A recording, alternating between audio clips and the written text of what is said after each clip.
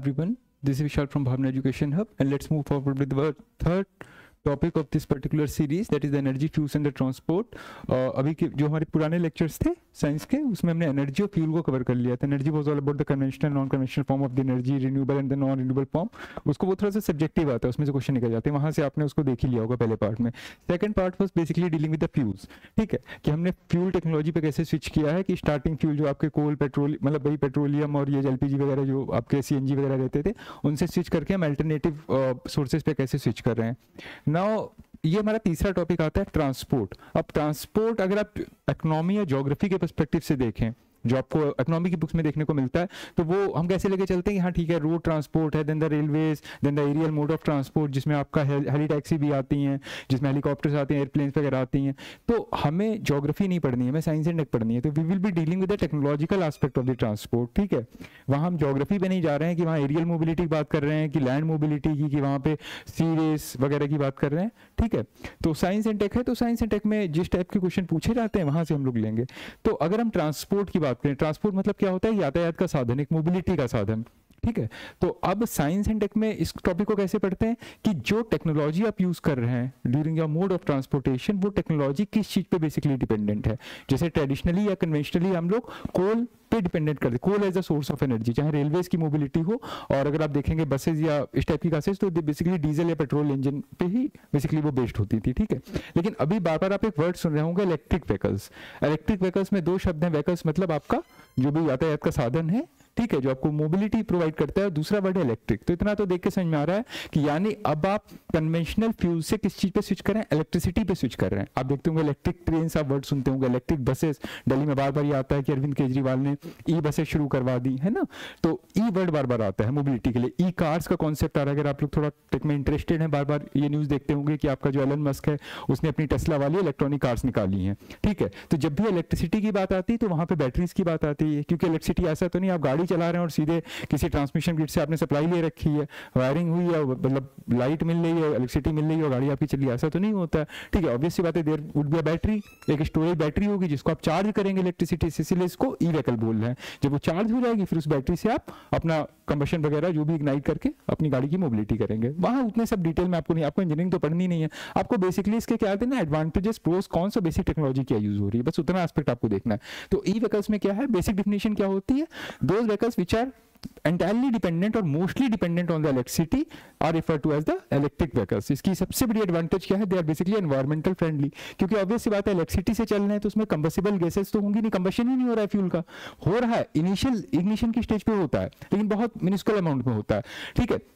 At the later stage पर electricity को use कर रहे हैं तो उसमें ऐसा तो नहीं है ना कि वहां पे हाइड्रोकार्बन पे डिपेंडेंसी है, कि उसमें हाइड्रोजन और कार्बन रिलेटेड गैसेज निकल रही है, नाइट्रोजन डाइऑक्साइड निकल रहा है, सल्फर डाइऑक्साइड निकल रहा है, नाइट्रस ऑक्साइड की गैसें निकल रही हैं, तो वहां पे किसी तरह की कोई भी पॉइजनस गैस जो है एटमॉस्फेयर में रिलीज नहीं होती है।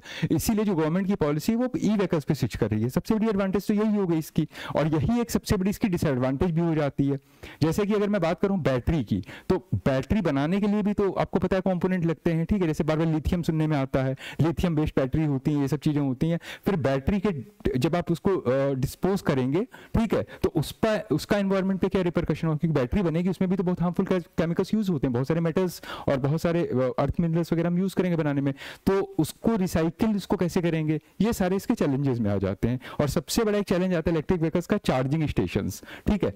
अभी आपको पता है जब आपके सीएनजी व्हीकल्स आए थे, पेट्रोल से और डीजल से स्विच करके हमने सीएनजी व्हीकल्स पे ऑप्ट किया था, तो आपको पता है ये प्रॉब्लम आती थी कि सीएनजी जो चार्जिंग, मतलब चार्जिंग नहीं कह सकते, सीएनजी फ्यूलिंग वगैरह थी, वो हर पेट्रोल पंप पे अवेलेबल नहीं होती थी, ठीक है। और दूसरी बात है, आपको अपना जो कार होती थी या कोई भी गाड़ी है, उसके भी इंजन्स में चेंज करना पड़ता है, इंप्रोवाइज करना पड़ता है, कि जो पेट्रोल या डीजल बेस्ड इंजन है वो अलग तरीके से ऑपरेट करते हैं, ठीक है, वो अलग तरह का इंजन होता है। और जब आप सीएनजी पे स्विच कर रहे हैं तो आपको सीएनजी सिलेंडर्स लगवाने पड़ेंगे, तो आपको एक इंफ्रास्ट्रक्चर में भी स्विच करना पड़ेगा। इलेक्ट्रिक व्हीकल्स में ही चीज है कि बैटरी वगैरह तो है ही एक प्रॉब्लम, एक सबसे बड़ी प्रॉब्लम होती है चार्जिंग स्टेशंस की, कि गाड़ी चार्ज होने में कितना टाइम लगाएगी। आप मान लीजिए कहीं जा रहे हैं, बीच में आपकी बैटरी डाउन हो गई, कुछ भी हो गई, ठीक है, आप बीच में खड़े हैं, आपको चार्जिंग स्टेशन नहीं मिल रहा है, ये सब चैलेंजेस है। तो सबसे पहले कोई भी पॉलिसी बनाने से पहले हमको इंफ्रास्ट्रक्चर डेवलप करना पड़ता है, कैनोपी डेवलप करनी पड़ती है। तो ये टॉपिक सब उसी के बारे में है, ठीक है। बाकी सब वही है, दे कंज्यूम लिटिल और no fossil fuels, have fewer moving component that need to be maintained, have a minimal total operating expenses. अब यहाँ पे थोड़ा पेरिस एग्रीमेंट आता है कि पेरिस एग्रीमेंट का ग्लोबल क्लाइमेट चेंज एजेंडा था जो 2015 में यूएनएफसीसी की पेरिस में मीट हुई थी, जहां मोदी जी गए थे, वहीं पर ये सब इन्होंने एक ब्रॉडर फ्रेमवर्क लेने की बात की गई थी। उसमें टारगेट किया गया था to cut the carbon emissions to reduce the global warming which is the driving force for the demand which led to the driving force for the demand of the electric vehicles. यानी electric vehicle का concept आ रहा है कहीं ना कहीं, तो आपका जो पेरिस एग्रीमेंट 2015 का हुआ था जिसमें रिन्यूएबल सोर्स ऑफ एनर्जी की बार बार बात की जा रही थी, ये वहां से डिराइव होता है, तो थोड़ा सा लिंक कर लीजिएगा। फिर उसके बारे में थोड़े से फैक्ट हैं कि India is the fourth largest emitter of the carbon dioxide globally, ठीक है, एंड रिसेंटली कंक्लूडेड कॉप 26, जैसे भी कॉप 28 हुई थी जो यूएई में हुई है इसी साल, तो कॉप 26 कब हुई होगी गैस कर लीजिए, 2021 में हुई थी कि 22 में हुई थी, है ना। It has placed to reduce its carbon emissions to net zero by the year 2070। ये वो ईयर है जब मोदी जी ने जाके पंचामृत एजेंडा करके एक दिया था, उन्होंने 5 ओथ ली थी, ठीक है, कि 2070 तक हम अपना एमिशन इतना कम कर देंगे, नेट जीरो टारगेट वगैरह की बात की थी। रेलवेज की भी बात की थी कि रेलवेज भी जो है उनको रिगार्ड किया जाता है कि उसमें भी पॉल्यूटेंट बहुत ज़्यादा रिलीज होते हैं रेलवे सेक्टर में, तो रेलवे को भी नेट जीरो में कर दिया जाएगा, नेट जीरो एमिशन, है ना, मतलब ना के बराबर उसमें हार्मफुल गैसेस का एमिशन हो रहा है। तो हमारा टारगेट क्या है 2070 कि जो आपका प्लेज किया था पंचामृत गोल में, उसमें यही किया गया था reduce its carbon emission to net zero, मतलब हम शून्य मतलब बिल्कुल रिलीज करेंगे। India has placed to reduce the intensity of the GHG emissions by 33% to 35% below 2005 level by 2030। 2030 तक 2005 की कंपैरिजन में हमारे जो ग्रीन हाउस गैस एमिशन है, ये सब मैं बेसिक में बता ही चुका हूँ, ग्रीन हाउस गैसेस कौन सी होती हैं, उनके एमिशन को हम 33 से 35% के ब्रैकेट में ले आएंगे, ठीक है। कंपैरिजन ईयर जो है आपका 2005 है, बस ये ध्यान रखना है। तो जो आपका adoption of the electric vehicle policy है गवर्नमेंट की, it is consistent with India's pledge to lower its carbon emission. एक बेसिक चीज आपको यही याद रखना है, पेरिस एग्रीमेंट याद रखना है, और जो पंचामृत गोल वगैरह हुआ था कि नेट जीरो एमिशन कौन सा ईयर था, उसको ध्यान में रखते हुए ई व्हीकल पॉलिसी डेवलप की जा रही है। India aims to achieve the EV sales accounting for 30% of the private car, 70% of the commercial vehicles and 80% of 2 and 3 wheelers। 2 and 3 wheelers पता ही ना, 2 व्हीलर आपके बाइक्स होते हैं और 3 व्हीलर आपके ऑटो रिक्शा ये सब होते हैं। तो वही है कि 30% ऑफ द जो प्राइवेट कार है वो ई व्हीकल्स पे स्विच कर जाएंगी, ये हमारे टारगेट हैं, ठीक है। और 70% ऑफ द जो कॉमर्शियल व्हीकल होते हैं, कॉमर्शियल मतलब जैसे आप कैब कर रहे हो, टैक्सी कर रहे हो, वो सारी चीजें हैं इसमें, ठीक है। और भी होते हैं, रेलवे वगैरह भी कॉमर्शियल व्हीकल में ही आएंगी, है ना। प्राइवेट व्हीकल मतलब आपकी जो पर्सनल गाड़ी होती है। 80% जो है व्हीकल्स 2 और 3 व्हीकल्स इन सबको ई व्हीकल्स में कन्वर्ट कर दिया जाएगा बाय द ईयर 2030। तो ये आपको फैक्ट्स बस याद रखने हैं, थोड़े से देख लेना है। India is among a handful of the country that support the global EV 30 campaign, यानी इलेक्ट्रिक व्हीकल 30 यानी इसमें @30 का मतलब है ये बाय 2030, है ना। ये एक कोई कैंपेन चल रही है, इसका हम लोग सपोर्टर हैं, तो उसी को ध्यान में रखते हुए for at least 30% new vehicles to be electric by 2030। इसमें देखेंगे EV 30 तो एग्जाम में क्वेश्चन आ सकता है प्री में कि इसमें इस 30 का मतलब क्या है, इस 30 का मतलब क्या है, यानी electric vehicles for at least 30% of the new vehicles is by the year 2030। तो ये जो बाद वाला 2030 है ये 2030 से डील करता है, ठीक है। India's advocacy of the 5 elements for climate change Panchamrit, जो मैंने भी कहा, ये कॉप 26 में हमने डिक्लेयर किए थे। ग्लासगो यानी कि जो आपका यूके है, यूनाइटेड किंगडम, आपको पता ही वहाँ स्कॉटलैंड है, वेल्स है, इंग्लैंड है, 3 कंट्रीज मिलकर आपका क्या बनाती है, ग्रेट ब्रिटेन या यूके, ये ग्रेट ब्रिटेन बनाती है। उसमें जब नॉर्थ आयरलैंड मिल जाता है तो ये यूनाइटेड किंगडम बन जाता है। तो जो ग्लासगो है आपका, ये कहाँ पड़ता है, वेल्स में पड़ता है, स्कॉटलैंड में पड़ता है, इंग्लैंड में तो है नहीं, चेक करिए मैप पे जाके, ठीक है। तो ग्लासगो में जो कॉप की समिट हुई थी, कॉप 26, अभी 28 वाली यूएई में हुई थी और 26 वाली जो हुई थी आपकी ग्लासगो में हुई थी, तो वहां पर हमने पंचामृत एग्रीमेंट को किया था। तो एक प्री का क्वेश्चन यहां से बन सकता है, पुराना हो गया लेकिन बन सकता है फिर भी, कि इंडिया ने पंचामृत गोल्स, या इंडिया के जो पीएम थे उन्होंने पंचामृत गोल्स जो थे यानी कि 5 elements for the climate change, ठीक है, वो कब डिक्लेयर किए थे, तो ग्लासगो समिट में किए थे, और वही हमारे कमिटमेंट को शो करता है by switching to electric vehicles. फिर वही सब है कि उसमें बैरियर्स, आइडियाज और प्रपोर्शन एंड ऑल ये सब चीजें हैं, अचीविंग नेट जीरो बाय 2070, ये सब जो हाईलाइटिंग चीजें बस इनको थोड़ा सा ध्यान रखिएगा।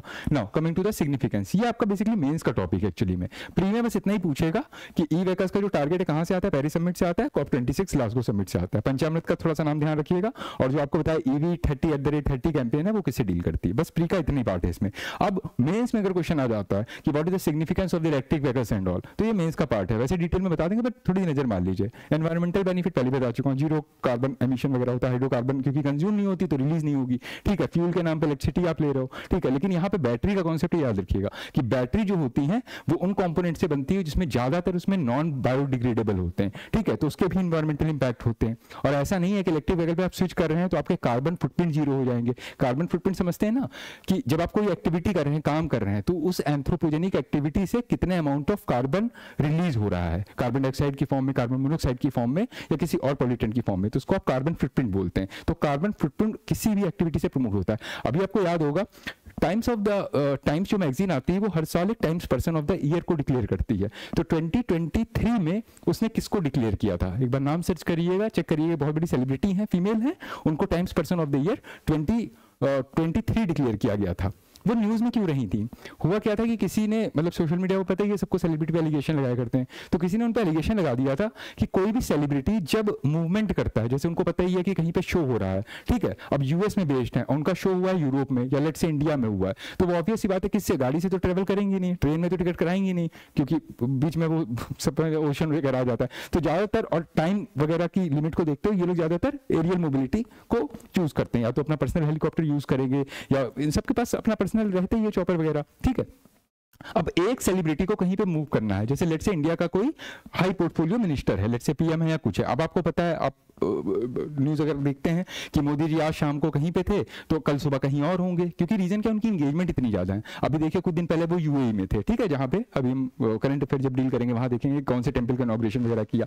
फिर आपको पता चलेगा कुछ ही देर बाद वो अहमदाबाद पहुंच जाते हैं, कुछ देर बाद उनको फिर न्यू दिल्ली में कहीं मीटिंग करनी है। तो टेक्निकली वो IRCTC में जाकर टिकट थोड़ी ना कराते रहेंगे बार बार, यही काम थोड़ी ना बचा है। फिर उनका पूरी जिंदगी तो उनकी ट्रेन ही ट्रेवल में निकलेगी। तो ऑब्वियस सी बात है, they are choosing for some private chopper services, ठीक है, क्योंकि उनको फास्ट मोबिलिटी चाहिए। यही चीजें हर सेलिब्रिटी के साथ होती हैं।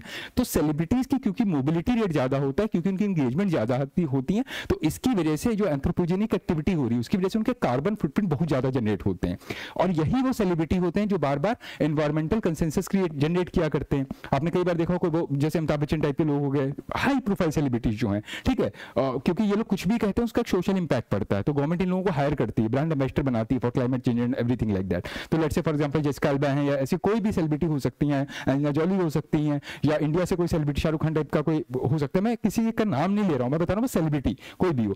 तो आप देखेंगे कई बार ये एनवायरमेंट कॉन्सेंसस क्रिएट क्या करते हैं, जनरेट क्या करते हैं कि नहीं आपको पॉल्यूटेंट नहीं क्रिएट करने हैं, आपको एनवायरमेंट को ध्यान में रखकर चलना है। लेकिन सबसे ज्यादा एरियल मोबिलिटी भी नहीं लोगों की होती है उसकी, क्योंकि पर्सनल चॉपर वगैरह यूज करते हैं, तो उसकी वजह से कार्बन फुटप्रिंट भी यही लोग जनरेट करते हैं। तो किसी एक ने जो लास्ट ईयर की भी times person of the year है, आप उनका नाम सर्च करिए, पता करिए, उन पे एलिगेशन लगाया था, फीमेल है, एक सेलिब्रिटी सिंगर है कि एक्टर है, पता करिए, ठीक है।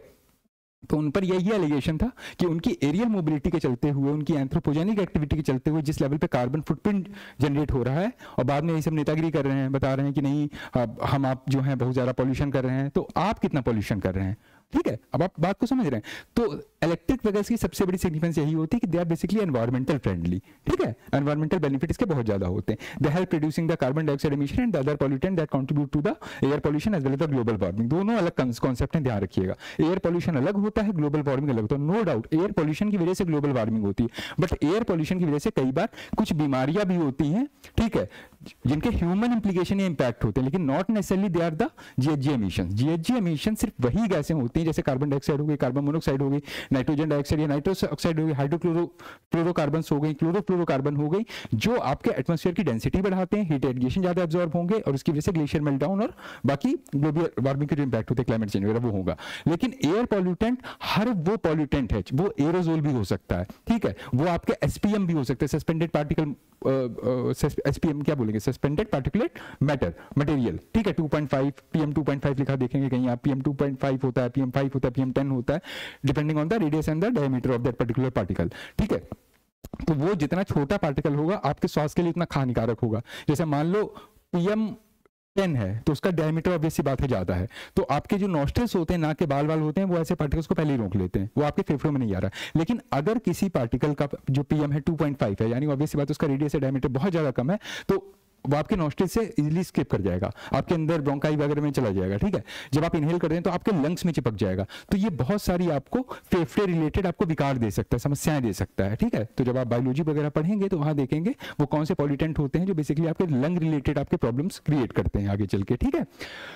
तो ये सब चीजें हैं, खैर वही सब चीजें हैं। वही मैंने कहा कि एयर पॉल्यूशन, ग्लोबल वार्मिंग दोनों एक अलग कॉन्सेप्ट है, थोड़ा ध्यान रखिएगा इस चीज को, दोनों को मिक्सअप मत करिएगा।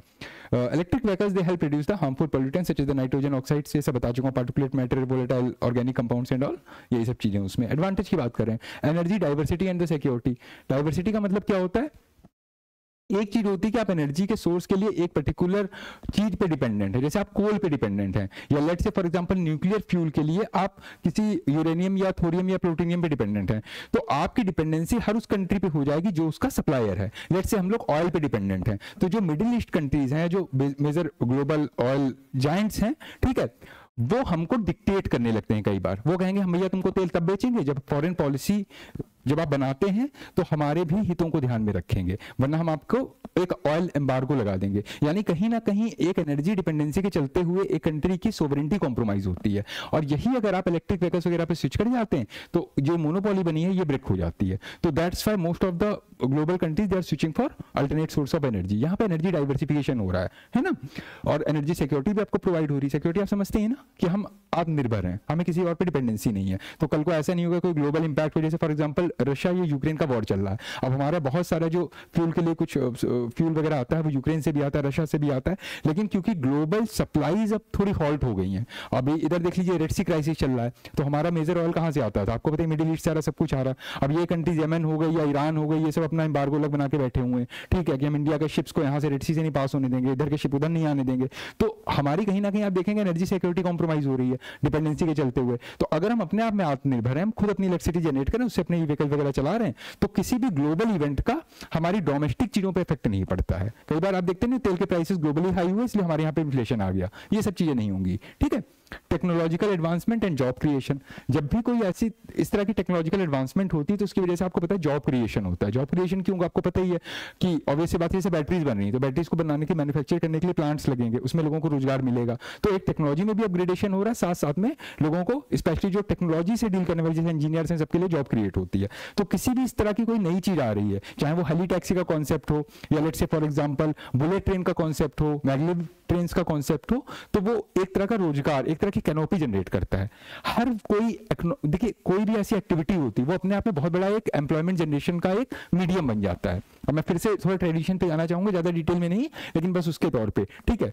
अभी रिसेंटली देखिए राम मंदिर इनॉग्रेशन हुआ है, या अभी आपको सुनने में आ रहा है कोई इंफ्रास्ट्रक्चर डेवलप जैसे अटल सेतु वगैरह का निर्माण हुआ। तो जब इंफ्रास्ट्रक्चर डेवलपमेंट प्रोजेक्ट होता है सबसे ज्यादा फायदा किसको होता है, कॉन्ट्रैक्टर्स को होता है, उसमें बहुत सारे लेबर्स को काम मिलता है। तो इनफॉर्मल और फॉर्मल दोनों तरह का जॉब क्रिएशन होता है, ठीक है। कई बार डायरेक्ट एम्प्लॉयमेंट क्रिएशन होता है, कई बार इनडायरेक्ट होता है। इनडायरेक्ट कैसे होता है, जैसे अयोध्या रिडेवलपमेंट प्रोग्राम है, जैसे हमने उस पर एक स्लाइड कवर की थी, आपने देखा ही होगा, उसमें वो टूरिज्म सेक्टर को टारगेट करता है, बेसिकली द रिलीजियस टूरिज्म या पिलग्रिमेज टूरिज्म। अब यहाँ पे क्या होगा कि सिर्फ टेंपल की बात नहीं है, पूरा सिटी डेवलप हो रहा है। तो जो वहाँ के लोग हैं, लोकल वेंडर्स वगैरह, आप कोई वहाँ चाट का ठेला लगा रहा है, कोई वहाँ पे आप कह दीजिए पकौड़ा लगाना, चाट लगाना, भाई मोदी जी वाली बात हो गई, उसे एम्प्लॉयमेंट नहीं करेंगे, लेकिन एम्प्लॉयमेंट तो किसी का घर तो चल ही रहा है ना उससे, ठीक है। और वही एक डेड सिटी बन के पड़ा हुआ है, तो वहाँ तो किसी को फायदा नहीं है ना। तो एम्प्लॉयमेंट जनरेशन हमेशा होगा, तो जॉब क्रिएशन भी करता है।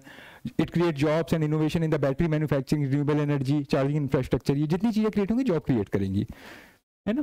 लो operating cost as comparison to the other modes of transport and all. जो इलेक्ट्रिक व्हीकल्स होते हैं इनकी ऑपरेटिंग कॉस्ट बस एक बार इंफ्रास्ट्रक्चर बनने की देर है, एक बार चार्जिंग स्टेशन बन जाए, एक बार बैटरी वगैरह की कैनोपी हमारे यहाँ पे बन जाए, फिर as compare to the traditional modes of transportation यहाँ पे आप देखेंगे ऑपरेटिंग कॉस्ट जो है कंपेरेटिवली काफी लो होती है। ऑपरेटिंग कॉस्ट का मतलब आप समझ रहे हैं क्या होता है, जैसे आपने ई रिक्शा देखे होंगे, यहाँ पे दिल्ली में चलते हैं, बाकी सिटीज में भी चलते हैं। अब बार बार वो फ्यूलिंग कराने के लिए जा रहे हैं, कहीं तेल भरवा रहे हैं, कहीं पे वो सीएनजी भरवा रहे हैं, कहीं कुछ भी कर रहे हैं, और एक होता है कि सुबह सुबह अपना चार्ज कर लिया, फिर अपना पूरा दिन उनके एक फिक्स टाइम होता है चल रहा है। तो ये ऑपरेटिंग कॉस्ट से मतलब होता है ना।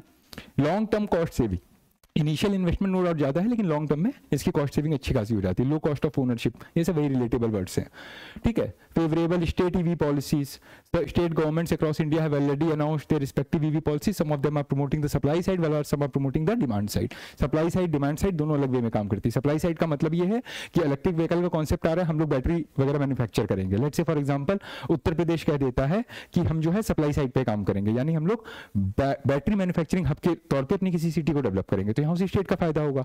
और कुछ ऐसी सिटीज होंगी लाइक दिल्ली एंड ऑल, क्योंकि यहाँ पे दिल्ली के इंटीरियर में कोई नई फैक्ट्री आप नहीं लगा सकते, वो ज्यादातर इसके सैटेलाइट सिटी में लगेंगी। लेकिन Delhi will be the major, या कोई भी मेट्रोपॉलिटन हो, चाहे वो बेंगलुरु हो, चाहे आपका वो हैदराबाद हो, ठीक है, चाहे मुंबई हो, they are basically on the demand side, ठीक है। डिमांड मतलब समझ रहे हैं, वो खुद नहीं प्रोड्यूस करेंगे, लेकिन कंजप्शन उनका ज्यादा रहेगा। तो डिमांड या सप्लाई दोनों ही तरह की चीजों को बढ़ाने के लिए स्टेट को कुछ फेवरेबल पॉलिसी बनानी पड़ेगी। तो ये भी चीज इसमें आ जाती है। एनर्जी इंडिपेंडेंस पहले बता चुका हूं मैं, ठीक है। Improve performance, they have the instant torque which means they can accelerate quickly and avoid smoother and the quieter ride. आपको टॉर्क वगैरह पता है ना, बेसिकली आप इंजन कंबशन इंजन वगैरह स्टार्ट करते हो, जैसे कोई भी चीज कोई भी मशीन आप स्टार्ट करते हो तो उसको स्टार्ट होने में ड्यूरेशन लगती है, तो इलेक्ट्रिक व्हीकल्स की जो ड्यूरेशन होती है किसी चीज को स्टार्ट करने में, जो उसकी टॉर्क वैल्यू होती है वो कंपैरेटिवली जल्दी हो जाती है, मतलब इनका लैप्स रेट कम रहता है। तो यही सब चीजें इसमें, कन्वीनियंस एक आराम पसंद साधन टाइप का। डीकंजेस्टिंग सिटीज, ये भी एक अच्छा कॉन्सेप्ट है। सिटीज डीकंजेस्ट होती हैं basically when you are switching from the private vehicle to the public vehicles, है ना, तो इसमें भी व्हीकल आ जाता है। They help in decongesting cities by promoting the share and the mobility and the compact design. ऐसा देखा गया है टेस्ला वगैरह की जो कार्स हैं वो कंपैरेटिवली, देखिए होता क्या है ना, जब आप ई व्हीकल्स पे स्विच कर रहे हो तो थोड़ी बहुत डिजाइन भी चेंज हो रही है, कई चीजें चेंज हो रही है, हो सकता है कार का मॉडल चेंज हो जाए, that kind of the thing, ठीक है, तो they might be occupying a lesser private space, ये सारी चीजें हो सकती हैं। वही सब चीजें, no congestion charge, renewable electricity tariff, reduce noise balance, noise pollution भी बहुत ज्यादा नहीं होता है ना। What are the challenges of it, मैंने कहा ना मेंस का टॉपिक है तो बस मैं टॉपिक से डील कर रहा हूँ, डिटेलिंग आप देख सकते हैं। हाई प्राइस, जो इनिशियल इंफ्रास्ट्रक्चर सेटअप होता है, अब देखिए ई व्हीकल्स में आप जाइए, अगर आप टेस्ला की कार्स का एक बार प्राइस रेट चेक करिए, ये जो अभी अवेलेबल हैं second hand third hand cars आपकी होगी जो अभी ट्रेडिशनली अवेलेबल है उनसे तो कंपेरेटिवली काफी हाई है। तो जब भी कोई टेक्नोलॉजी स्विच होती है, क्योंकि अभी हमें उतनी ज्यादा एडवांसमेंट तो उसमें हुई नहीं है, ठीक है, तो इनिशियल इनपुट कॉस्ट ज्यादा होती है जिसकी वजह से वो कार्स या कोई भी ऐसी यूनिट होगी वो ज्यादा महंगी आपको पड़ेगी, ठीक है। तो high price is a bigger challenge, जिसकी वजह से जो लोग होते हैं ये थोड़े से डिमोटिवेट या डिमोरलाइज होते हैं कि यार हमें लेना चाहिए कि नहीं लेना चाहिए, महंगी पड़ रही है, ठीक है। हाई इनिशियल कॉस्ट, पहले बता चुका हूं, इनिशियल कॉस्ट हमेशा हाई रहती है। कंज्यूमर परसेप्शन एक होता है, कंज्यूमर परसेप्शन क्या होता है, जैसे फॉर एग्जांपल नैनो आई थी, ठीक है, नैनो को बनाने के पीछे ऑब्जेक्टिव क्या था, मतलब रतन टाटा वगैरह का, उसमें टाटा ने ही बनाई थी ये।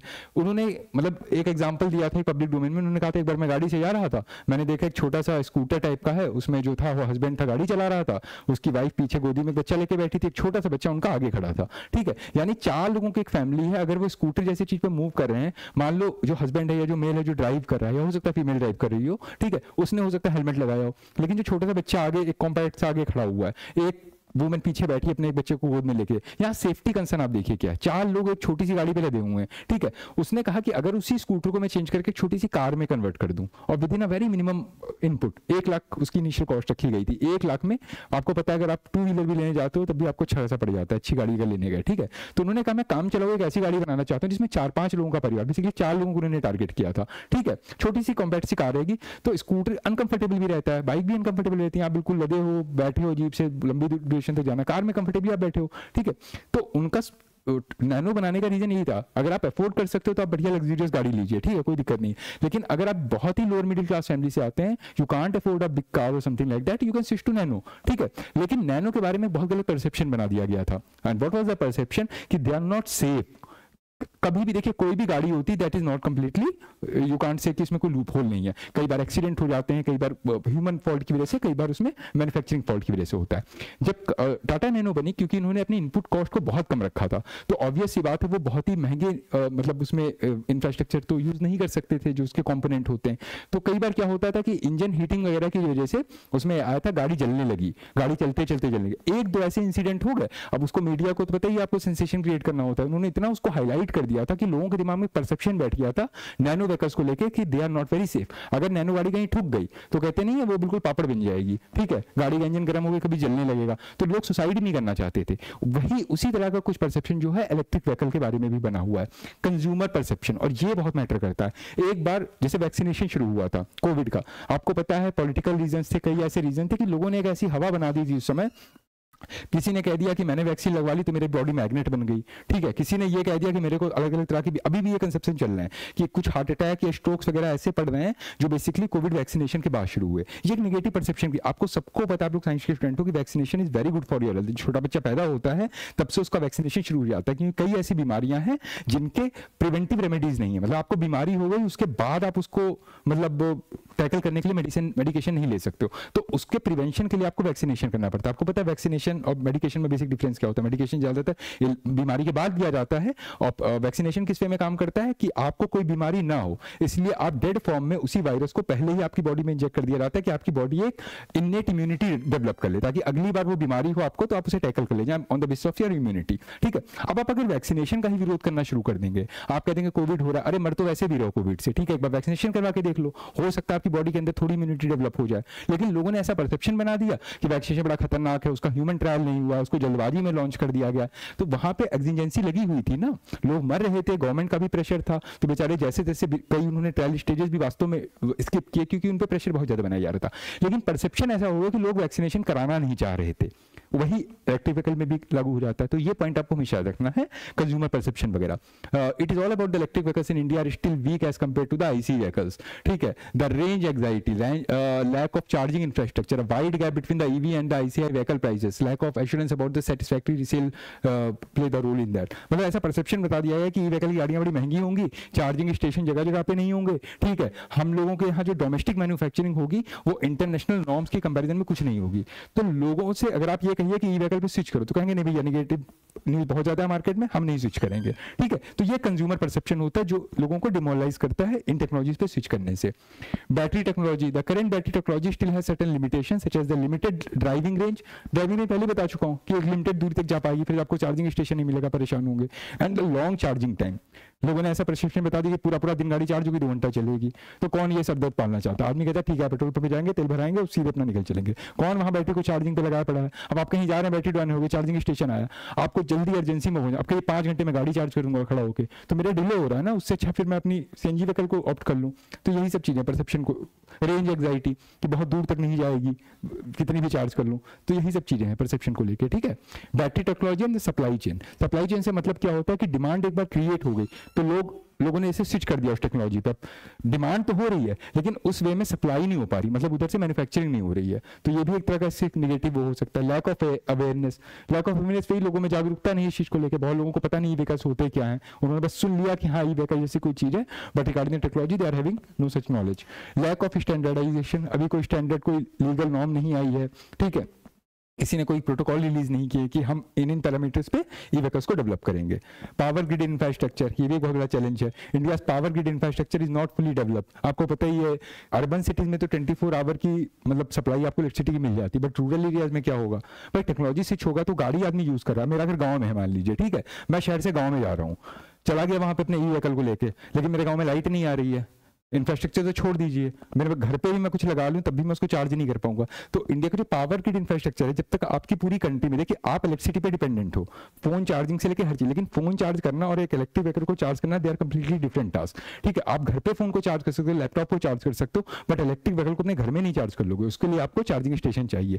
चार्जिंग स्टेशन तब ऑपरेट होंगे जब आपको कॉन्टिन्यूटी में, ठीक है, आपको इलेक्ट्रिसिटी मिलेगी। एक मीम बना था, एक जोक चला हुआ था कि जिसमें कोई जनरेटर का यूज करके ई व्हीकल को चार्ज कर रहा था और वहां पर जो था सर पकड़ के बैठा हुआ था कि मैंने क्या बना दिया। बात तो वही है ना कि हम ई व्हीकल्स पे स्विच इसीलिए कर रहे हैं कि हाइड्रोकार्बन जनरेशन ना हो, और उसी को चार्ज करने के लिए हमको जनरेटर का यूज करना पड़ा है। तो जनरेटर से तो ऑलरेडी पॉल्यूटेंट निकल रहे हैं ना, तो बात तो वही आ गई, ठीक है। तो यानी कि आपको पावर ग्रिड इंफ्रास्ट्रक्चर को प्रॉपर डेवलप करना पड़ेगा। Limited model options, currently the availability of the electric vehicle model India is relatively limited as compare to the foreign countries. Foreign country में भी आपको टेस्ला वेस्ला सुनने को मिलता है, ठीक है। तो यही सब इसकी बेसिकली लिमिटेशंस आ जाती हैं। तो बस ये मैंने कहा नहीं, ये मेंस का टॉपिक है, तो ये टॉपिक आपको बस इसलिए बता दिया मेंस में आंसर आपको किस वे में लिखना है, कौन कौन से पैरामीटर्स को ध्यान में रखते हुए। फिर आपको बस यहाँ फोकस करना है कि गवर्नमेंट के इनिशिएटिव क्या है, ये प्री के क्वेश्चन यहाँ पे बन जाएंगे, ठीक है। कि ई व्हीकल्स को प्रमोट करना है तो गवर्नमेंट भी एक ब्रॉडर फ्रेमवर्क लेके चलेगी।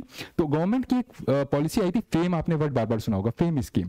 फेम का फुल फॉर्म याद रखिएगा, faster adoption and the manufacturing of the E vehicles. इसमें 2 वर्ड आ रहे हैं, फास्टर एडॉप्शन यानी तेजी से इस टेक्नोलॉजी को अडॉप्ट करना, और मैन्युफैक्चरिंग करना।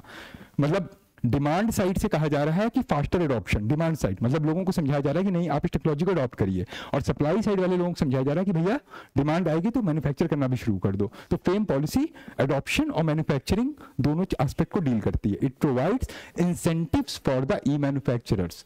अब अगर आपको किसी को ये बोलना है कि भैया तुम मैन्युफैक्चरिंग करो, तो सामने वाला कहेगा सरकार से कि हमको कुछ पैसा वैसा दे दो, कुछ हमको ऐसी पॉलिसीज बना दो जिसमें हमको कुछ टैक्स रिबेट मिले या हमको कुछ सब्सिडी मिल रही हो। तो यानी कि ये जो ई मैन्युफैक्चरर्स थे और जो बायर्स थे, ये दोनों को ही इंसेंटिव प्रोवाइड करती है ये scheme. The incentives include the subsidies, tax rebates, preferential financing and exemptions from the road tax and registration fees.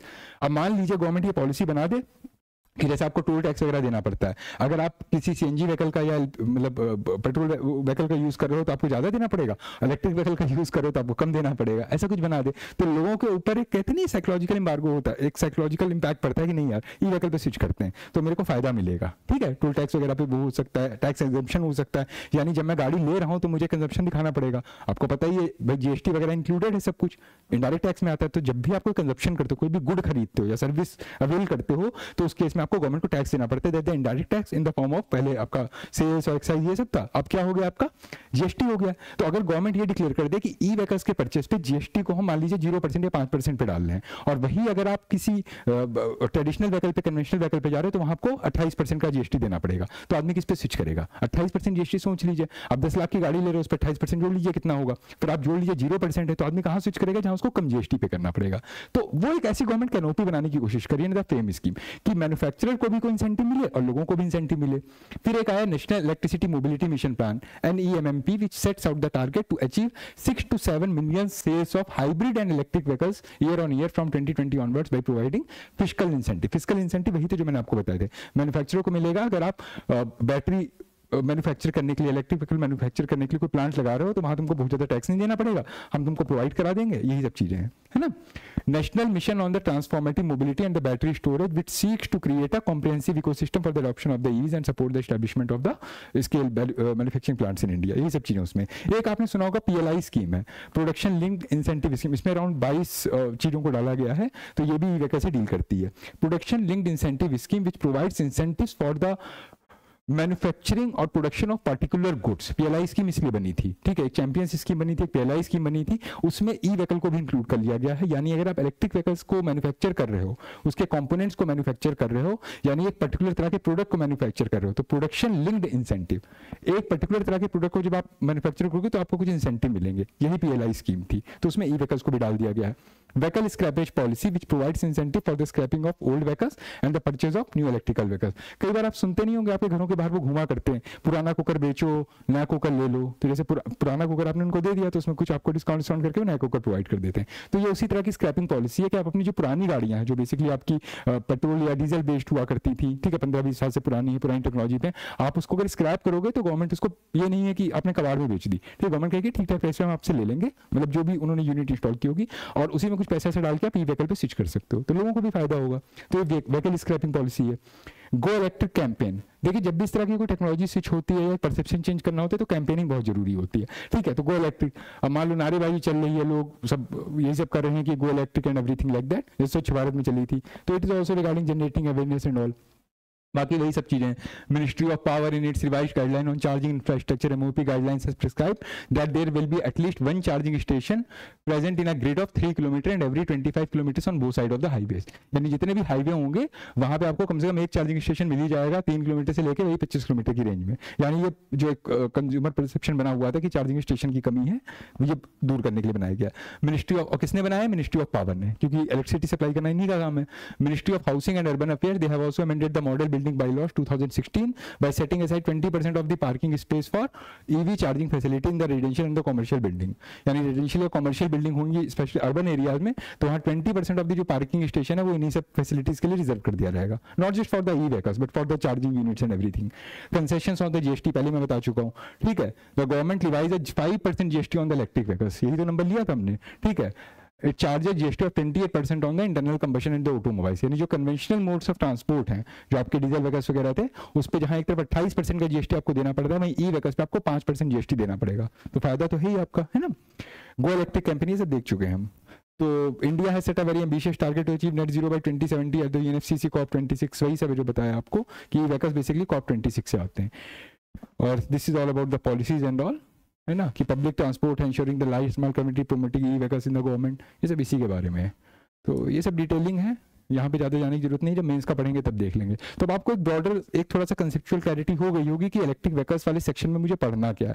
मुझे ये नहीं पढ़ना है कि इलेक्ट्रिक व्हीकल की टेक्नोलॉजी क्या होती है, ठीक है, आप इंजीनियरिंग के स्टूडेंट हो नहीं, वो आपको पढ़ना नहीं है। आपको एडमिनिस्ट्रेशन में जाना है, आपसे एग्जाम में उतने ही क्वेश्चन पूछे जाएंगे जो basically administrative point of view से आपके लिए रेलिवेंट है, कि ई व्हीकल्स में क्या होता है, हमने टारगेट कब सेट किया था, आपको पता ही पेरिस एग्रीमेंट जो आपका हुआ था 2015 वाला, पेरिस कन्वेंशन हुई थी कॉप की, वहां पे, और दूसरी हमारी जो ग्लासगो समिट हुई थी, वहां पे हमने पंचामृत गोल दिए थे, achieving zero energy emission target by 2070। ये दो से डील करती है आपकी व्हीकल पॉलिसी। फिर इससे रिलेटेड जो पॉलिसीज है, चाहे वो फेम पॉलिसी हो, चाहे गोलेक्टिक कैंपेन हो, चाहे व्हीकल स्क्रैपिंग पॉलिसी हो, वो सारी चीजें वहां पे आ जाएंगी, ठीक है। और इसके अलावा आपको एडवांटेज और डिसएडवांटेज वाला जो सेक्शन है वो मेंस के लिए रेलिवेंट है। बस मैंने आपको एक थोड़ा सा आइडिया दे दिया कि आपको आंसर किस पे में लिखना है, ठीक है। तो ये तो था ट्रांसपोर्ट का पहला पार्ट कि एक इलेक्ट्रिक व्हीकल्स होते हैं। इसके अलावा आपने कई एक वर्ड बार बार सुना होगा, हाई स्पीड रेलवे। ये तब ये कॉन्सेप्ट न्यूज में आया था जब Mumbai to Ahmedabad bullet train development की बात चल रही थी, ठीक है। लोगों ने उसका विरोध करना शुरू कर दिया। कहा नहीं, जब भी कोई नई टेक्नोलॉजी आती है तो विरोध ऐसी, जैसे कोई आपने स्पेस में कोई रॉकेट छोड़ा, तो इन अ पुअर कंट्री और under developed country like India, जहां पे लोग जो हैं जिनके पास एक टाइम खाने को नहीं है, वहां can India afford a space technology, a rocket science और अ मार्स एक्सप्लोरिंग मिशन, ठीक है। जब हमारे अपने देश में हमको खाने को नहीं मिल रहा है तो मार्स जैसी जगह पे हम एक्सप्लोर करके क्या करेंगे, ये एक बहुत बड़ा वो डिस्प्यूट क्रिएट हो जाता है। तो सेम वे में जब ये बुलेट ट्रेन वगैरह कॉन्सेप्ट है, तो यही कहा गया कि हमारे यहाँ जो पैसेंजर ट्रेन है वो इसी स्पीड से चल रही है, जो नॉर्मल ट्रेन है बहुत डिले होती हैं। ऐसे केसेस में अगर एक बुलेट ट्रेन जैसा इंफ्रास्ट्रक्चर हम क्रिएट करते हैं तो उसके कितने बायर्स होंगे, कितने इंडिया में लोग हैं जो WT ट्रेवल करते हैं। क्या आप एक्सपेक्ट कर सकते हैं कि आप एकदम से बुलेट ट्रेन पर स्विच करेंगे? ऑब्वियस बात है उसकी टिकट प्राइसिंग हाई होगी। और एक बहुत ही लिमिटेड जगह को देखिए, इंडिया में रेलवे नेटवर्क बहुत बड़ा फैला है, India is a very vast country. और जो बुलेट ट्रेन का कॉन्सेप्ट आया था सिर्फ 1-2 सिटीज को कनेक्ट कर रहा था उस समय जब ये पहले डाला गया था, मुंबई अहमदाबाद। वो इसलिए डाला गया था कि Mumbai is the commercial capital of India, और अहमदाबाद जो है आपको पता ही है वो आपका टेक्सटाइल वगैरह के सेक्टर में, और दूसरी बात है मुंबई से प्रॉक्सिमिटी भी है उसकी, क्योंकि वो कॉटन का मार्केट है। गुजरात आपको पता है टेक्सटाइल वगैरह का सारा काम वहीं पे होता है, और मुंबई एक सेल हब का काम करती है। Apart from that film industry है वहां पे, बाकी तो कॉमर्शियल कैपिटल है ही आपकी। तो ये एडवांटेजेस पॉइंट देखते हो, मुंबई की नियरेस्ट प्रॉक्सिमिटी में वो आपका अहमदाबाद पड़ रहा था। और दूसरी बात है वो गुजरात से है, तो आपको पता ही है अमित शाह, मोदी जी सब गुजरात के हैं, तो हर आदमी अपनी स्टेट को डेवलप करना चाहते हैं। ये भी रीजन था, ज्योग्राफिकल प्रॉक्सिमिटी ज्यादा बड़ा रीजन था बेसिकली। तो अहमदाबाद से मुंबई को ज्वाइन करते बुलेट ट्रेन का प्रपोजल डाला गया। फिर अपोजिशन वालों ने शुरू कर दिया कि नहीं, इलेक्टोरल कैंपेन है, ये सब है दिखाने के लिए, अपने कॉर्पोरेट फ्रेंड्स को हेल्प करने के लिए। ऐसा कुछ भी नहीं है। कोई भी टेक्नोलॉजी ग्लोबली अगर आ रही हो तो आप कोशिश करोगे ना हमारी कंट्री में भी आए, फिर हम उसको सस्ता करके मास लेवल पे कैसे उतारें, है ना। तो that is all about the high speed railways. High speed rail का फायदा क्या होता है? एक तो टेक्नोलॉजी एस्पेक्ट में है, टेक्नोलॉजी बिल्कुल चेंज हो जाती है। जैसे अभी की जो कन्वेंशनल रेल्स हैं वो कैसे चलती हैं, मैंने जब स्टार्टिंग में एनर्जी की क्लास ली थी तो कॉन्सेप्ट बताया था कि एक फ्रिक्शन का कॉन्सेप्ट होता है। जब भी आप जमीन पे मोबिलिटी करते हैं तो आपको ग्राउंड रेजिस्टेंस मिल रहा होता है, उसको ओवरकम करने के लिए आपको एक्स्ट्रा एनर्जी देनी पड़ती है, ठीक है। और इसी की वजह से व्हीकल मोबिलिटी में हमेशा एक रिस्ट्रेन लगता है, मतलब धीमी हो जाती गति, ठीक है। लेकिन अगर मैं ये कह दूं कि जमीन या कोई भी ऐसा जैसे रेल की पटरी है और उसके ऊपर जो व्हीकल चल रहा है उसके बीच में गैप क्रिएट कर दिया जाए, यानी अब आपको उसकी सतह पे नहीं चलना है, उसके ऊपर तैरना है, तो यहाँ पे फ्रिक्शन को हम ओवरकम कर ले जाते हैं। और ये जो आपकी मैग्लेव ट्रेन्स होती हैं या मैग्नेट ट्रेन्स होती हैं, ये कहीं ना कहीं उसी कॉन्सेप्ट पे काम करती हैं, ठीक है। उसी में पहला कॉन्सेप्ट आता है हाई स्पीड रेल का। हाई स्पीड रेलवे एक बहुत बड़ा कॉन्सेप्ट है, इसमें बुलेट ट्रेन भी आती है और मैग्लेव ट्रेन भी आती हैं, और इसी में आगे चल के hyperloop no doubt train में तो नहीं आता, लेकिन हाँ ये हाई स्पीड कनेक्टिविटी का ही एक एग्जाम्पल है। तो हाई स्पीड कनेक्टिविटी आपको एक चीज समझ में आ गई। अगर मैं बात कहूं हाई स्पीड कनेक्टिविटी की, एग्जाम में क्वेश्चन आता है कि हाई स्पीड कनेक्टिविटी में कौन कौन से मोड्स आपके आएंगे, तो एक तो आपको ध्यान रखना है ये जो बुलेट ट्रेन का कॉन्सेप्ट है। अभी यहाँ पे वंदे भारत वगैरह को मत डालिएगा, उसका रीजन है बुलेट ट्रेन की परफॉर्म करने की टेक्नोलॉजी अलग होती है। वंदे भारत हो या अमृत भारत हो, जितनी भी ये ट्रेनें चली इनका अलग कॉन्सेप्ट होता है, ठीक है। एक तो बुलेट ट्रेन हो गई कि ये कन्वेंशनल ट्रेन ही होगी, बट कंपेरेटिवली इसकी स्पीड जो है वो आपकी 230-330 तक चली जाएगी, ठीक है। ये बेसिकली जापान में बहुत ज्यादा एडवांस मॉडल पे चलती हैं, चाइना में बहुत चलती हैं। बस इसमें एक कंसर्न होता है, सेफ्टी कंसर्न होता है कि गलती से भी अगर एक्सीडेंट हो गया, डिरेलिंग हो गई, तो उसमें जितने बैठे सब निपट जाएंगे। इसी को लेकर पब्लिक परसेप्शन थोड़ा सा नेगेटिव बना है इस चीज को लेकर। तो एक तो बुलेट ट्रेन का कॉन्सेप्ट हो गया। दूसरा हाई स्पीड कनेक्टिविटी में एक कॉन्सेप्ट आता है आपका मैग्लेव ट्रेन्स का। इनके लिए आप मैग्नेट ट्रेन्स भी यूज कर सकते हैं, ठीक है, क्योंकि मैग्नेट बेस्ड टेक्नोलॉजी पे बेस्ड है। जो बताया नहीं, फ्रिक्शन को ओवरकम करने के लिए कोई भी व्हीकल जो होता है जमीन के ऊपर नहीं चलता है, जमीन के ऊपर तैरता है, ठीक है। वो नॉर्थ पोल साउथ पोल वाली टेक्नोलॉजी यूज कर लेते हैं। और तीसरा जो कॉन्सेप्ट होता है आपका वो होता है आपका एरियल मोबिलिटी का। एरियल मोबिलिटी का कॉन्सेप्ट यही कहता है कि आपको इस पॉइंट से इस पॉइंट पे जाना है। अगर आप लैंड के थ्रू जा रहे हैं, जमीन के थ्रू जा रहे हैं, तो आप ग्राउंड से बाउंड हो जाते हैं। किसी का यहाँ खेत पड़ गया, किसी का घर पड़ गया, कोई रेजिडेंशियल एरिया पड़ गया, तो गवर्नमेंट बेसिकली रोड बनाती है ना, हाईवे डेवलप करती है, तो वो इन सब चीज़ों को ध्यान में रखते हैं कि इंफ्रास्ट्रक्चर डेवलप करते हो, घूम घूम के आप डिस्प्लेसमेंट करते हो, डिस्टेंस करते हुए ये पूरा डिस्टेंस कवर करते हो। और यही मैं कहता हूँ इस पॉइंट से इस पॉइंट तक की डिस्प्लेसमेंट क्या है, यानी डायरेक्ट कनेक्टिविटी क्या है, तो ये कंपेरेटिवली कम। जैसे अगर ये 16 किलोमीटर है तो ये आपकी हो सकता है 4 या 5 किलोमीटर की हो, direct point two point distance. तो एरियल मोबिलिटी में एक एडवांटेज ये थी, आप इस पॉइंट से हेलीकॉप्टर या प्लेन किसी से उड़ते हैं, एग्जैक्टली यहाँ चले जाते हैं, तो ये आपका टाइम भी सेव करती है, और कंपेरेटिवली हवा आपको बहुत ज़्यादा आपको वो क्या देखने को नहीं मिलता है, कंजेशन नहीं देखने को मिलता है, ट्रैफिक जाम नहीं फेस करना पड़ता है, जबकि जमीन पे ऐसे प्रॉब्लम हो सकती है। कोई डिजास्टर हो गया, कहीं पुलिया टूट गई है, कहीं पे कोई एक्सीडेंट हो गया, उसकी वजह से ट्रैफिक जाम हो गया है ना, तो एरियल मोबिलिटी जो होती है कंपेरेटिवली टाइम सेविंग होती है। ठीक है, बस क्या इनिशियल टेक्नोलॉजिकल इनपुट ज़्यादा उसमें लगता है। तो ये 3 तरह के हाई स्पीड कनेक्टिविटी हैं। बुलेट ट्रेन आपको बता ही दिया वहाँ पे, अभी आगे ले लेंगे। मैग्नेट ट्रेन समझ में आ ही गया, मैग्नेट ट्रेन क्या होती है। एरियल मोबिलिटी में आपकी हेली टैक्सी का कॉन्सेप्ट आता है, तो हो सकता है एग्जाम में हेली टैक्सी पूछ ले, क्योंकि चंडीगढ़ साइड में चल रही है। फिर बेंगलुरु जो है आपका, अभी बीच में न्यूज आई थी कि बेंगलोर जो है वो इंडिया की आईटी हब है, और यहाँ पे सब पैसा ही, मतलब जो टाइम है वो मनी है। ठीक है, जितना आप टाइम सेव करोगे उतना पैसा बनाओगे। और बेंगलोर जैसी सिटी में सबसे बड़ा चैलेंज है आपका ट्रैफिक कंजेशन।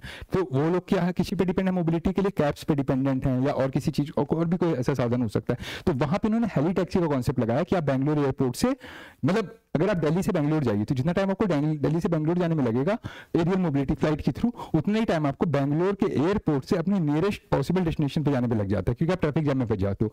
तो उन्होंने कहा कि बेंगलोर जो एयरपोर्ट है, ठीक है, वहां पर हम हेली टैक्सी चलाएंगे, मतलब आपको हेलीकॉप्टर वाली टैक्सी, हेलीकॉप्टर समझ लीजिए छोटा सा, उस टाइप का लेके आएगा, आपको डेस्टिनेशन पे छोड़ देगा, आपको ट्रैफिक जाम नहीं फेस करना पड़ेगा। तो ये एरियल मोबिलिटी उसमें आ जाता है। तो यहाँ पे बेसिक कॉन्सेप्ट हेली टैक्सी का आता है।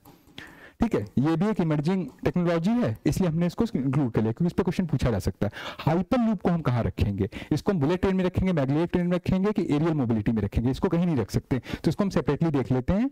यहाँ पे हाइपर लूप आता है। तो ये जो 4 हमने एग्जाम्पल लिए हैं आपके, ये सब हाई स्पीड कनेक्टिविटी के हैं। अब पॉइंट वाइज इसको थोड़ा सा देखेंगे।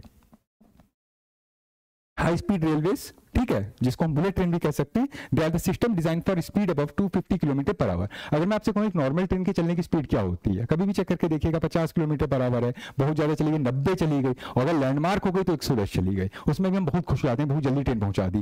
ठीक है, लेकिन जो हाई स्पीड रेल या आपकी जो बुलेट ट्रेन होती है, इनकी जो मिनिमम होती है स्टार्टिंग ही 250 किलोमीटर तक होती है, और चाइना जापान जैसी कंट्रीज में वो 330 किलोमीटर पर आवर तक की स्पीड को वो ऑलरेडी अटेन कर चुकी है। That's why it is called the high speed section. These routes may have the lower speed limits for the safety reasons. Only 16 nations have the high speed railways. China boasts the world longest network with 27,000 kilometers of such tracks. बाकी Japan, Spain, France and Germany are the other contenders in it. तो आपको ये ध्यान रखना है यहाँ पे कि जापान और चाइना की कंपैरिजन में जो ये बुलेट ट्रेन का नेटवर्क है, ये चाइना में कंपेरेटिवली ज्यादा फैला है। लेकिन एक चीज ध्यान रखिएगा, जो बुलेट ट्रेन का कॉन्सेप्ट है वो ओरिजिन शिंगशुंग करके एक ट्रेन, शिंगशैंग करके ट्रेन का कॉन्सेप्ट आया था, उसको जापान में वही बोलते हैं। ठीक है, तो जापान में सेफ्टी वाइज अगर आप चलेंगे तो जापान की जो बुलेट ट्रेन है वो ज्यादा सेफ है। चाइना में एक्सीडेंट्स कई रिपोर्ट हुए, और यही रीजन था कि हम लोगों ने जब बुलेट डेवलपमेंट प्रोजेक्ट डाला, तो जो अहमदाबाद टू ये वाला था आपका मुंबई वाला, तो हमने चाइना के साथ कोलैबोरेट ना करके जापान के साथ में किया, क्योंकि उनकी जो बुलेट ट्रेन से कंपैरेटिवली सेफ्टी नॉर्म्स पे ज्यादा अच्छी खरी उतरती हैं।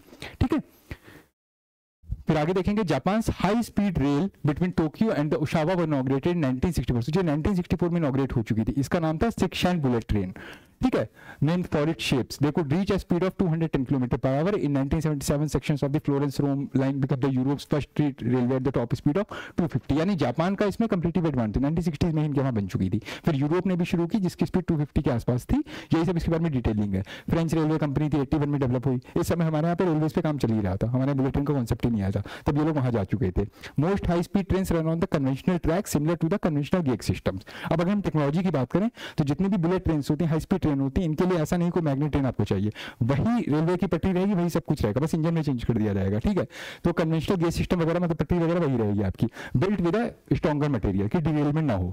ठीक है, the train on such a track is likely to have a 2 synchronized engines, power car, one at the either end, most receive power from the roof mounted this power lines and all, large part of the root element kept straight। आपको technology में बहुत ज्यादा नहीं आना, फिर कह रहा हूँ आपको ये ध्यान रखना है कि थोड़ा सा जो नेटवर्किंग होती है, जैसे अगर आप कह दीजिए कि आपको बुलेट ट्रेन चलानी दिल्ली से लेकर लखनऊ के बीच है, दिल्ली से लेकर वाराणसी के बीच, तो क्या जो ऑलरेडी एग्जिस्टिंग गेज सिस्टम है, अभी जो पटरियां बिछी है उस पर चल सकती है? बिल्कुल नहीं चल सकती है, ठीक है। अगर आपको बुलेट ट्रेन चलानी है इस स्पीड पे, तो आपको ट्रेन की पटरियां चेंज करानी पड़ेंगी, जो इसका गेज होता है, गेज सिस्टम होता है, उसमें थोड़ा सा चेंज करना पड़ेगा। अपार्ट फ्रॉम दैट जो ट्रेन का इंजन है उसमें भी चेंज करना पड़ेगा। बस आपको 2 चीजें ध्यान रखनी है, ठीक है, वरना वो डिरेलमेंट हो जाएगा, इन नॉर्मल पटरियों पर नहीं दौड़ पाएंगे। ये पटरियां अंग्रेजों के जमाने की पड़ी हुई हैं, ठीक है। मैग्लेव ट्रेन्स, मैग्लेव ट्रेन वो समझ में आ गया बुलेट ट्रेन वाला क्या था। अब आगे चलते हैं मैग्लेव ट्रेन्स, इनका दूसरा नाम मैग्नेट ट्रेन होता है, और इसका कॉन्सेप्ट वही है कि कन्वेंशनल ट्रेन की तरह पटरियों पे नहीं चलेंगी, ये ऊपर तैरेंगी। तैरेंगी क्यों? क्योंकि यहाँ पे मैग्नेटिक लेविएशन का कॉन्सेप्ट काम करता है। वही वाली बात है कि north pole south pole, north pole south pole, ये आपस में एक दूसरे को हमेशा रिपेल करेगा, ठीक है। तो यहाँ पे इसे पटरी मान लीजिए, इसे आप ट्रेन मान लीजिए, तो ये तैरेगी। तो यहाँ पे आपका जो ग्राउंड फ्रिक्शन था इसको हम ओवरकम करते हैं। तो मैग्लेव ट्रेन उसके बारे में। Unlike the conventional trains that uses the wheels, the maglev is based on the magnetic leviation. Electromagnets leviate the train in the shorter distance just above their tracks. Their magnet also create the thrust that moves the train. Compared to the conventional train, maglev train have a superior control system as its acceleration and braking does not depend upon the friction of the track. Braking system कैसे काम करता है? जो train चल रही है और उसकी पटरियों के बीच में जो फ्रिक्शन जनरेट होता है उसी से हीट जनरेट होती, सारी चीजें होती। लेकिन अगर आप ये कह दीजिए कि वो उसके ऊपर तैर रहा है, तो जो ब्रेक्स लगेंगे वो ऑब्वियस सी बात है ग्राउंड फ्रिक्शन वगैरह पे डिपेंडेंट नहीं होता है, तो ये चेंज होता है यहाँ पे। अब यहाँ पे बेसिक चीज क्या है कि maglev trains they are highly expensive to construct and there are only 3 operational commercial maglev systems in Japan, China and in the South Korea. यानी यूरोप ने भी मैग्लेव ट्रेन्स के क्षेत्र में बहुत ज्यादा काम नहीं किया, लेकिन बुलेट ट्रेन के क्षेत्र में फ्रांस वगैरह, जर्मनी वगैरह बहुत आगे है।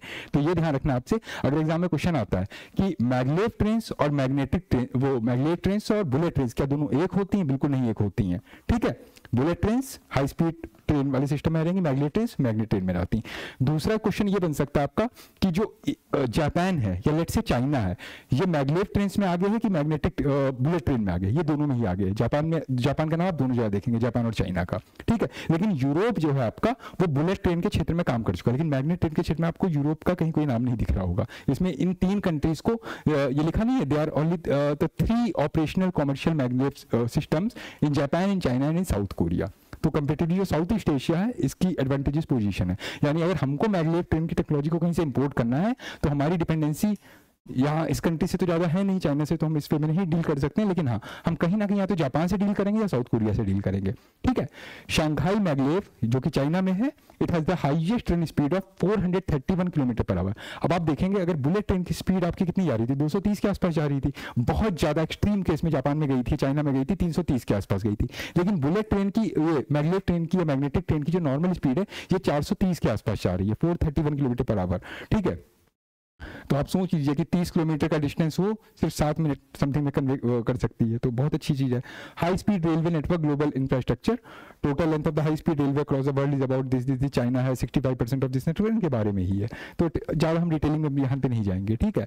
बाकी मैंने मैग्लेव ट्रेन के बारे में थोड़ा सा दे रखा था कि in the 21st century there are the few countries using the powerful electromagnet to develop the high speed trains called the maglev train, जो आपको बताया है। They float over the guide ways using the basic principles of magnets to replace the old steel wheel and the track engine. मतलब पुरानी technology से switch करके magnetic लेविएशन पे काम कर रहे हैं, ठीक है। तो डिटेलिंग अभी पढ़ाने का मतलब नहीं है क्योंकि मैं इसका टॉपिक है, बस आपको कॉन्सेप्ट पता होना चाहिए बेसिकली। वही सब उसके बारे में, इसकी शुरुआत किसने की थी, अमेरिकन इंजीनियर दिस 1910 में किया था, कॉन्सेप्ट इन लोगों ने दिया था, लेकिन इंप्लीमेंटेशन स्टेप पे जापान आगे हो गया। The big difference between the maglev train and the conventional train is that the maglev trains do not have a engine, at least not the kind of the engine used to pull the typical train.